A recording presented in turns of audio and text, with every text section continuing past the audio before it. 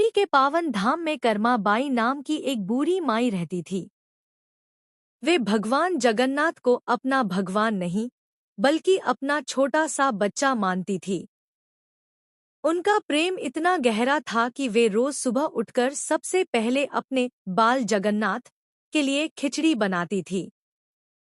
Karma by का एक ही नियम था, जैसे ही खिचड़ी तैयार होती वे बिना नहाए धोए, बिना किसी नियम कानून के अपने हाथों से भगवान को भोग लगा देती थी।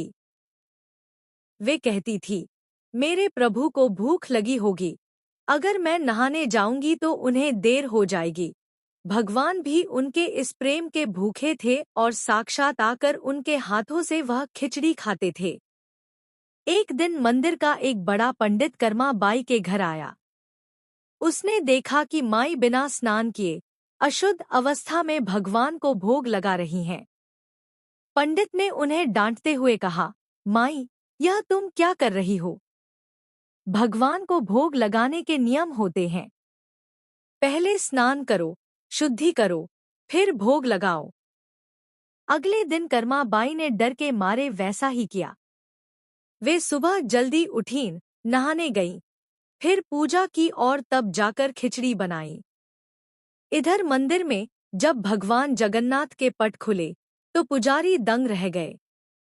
भगवान के चेहरे पर आज वह चमक नहीं थी और उनके मुख पर खिचड़ी के निशान लगे हुए थे।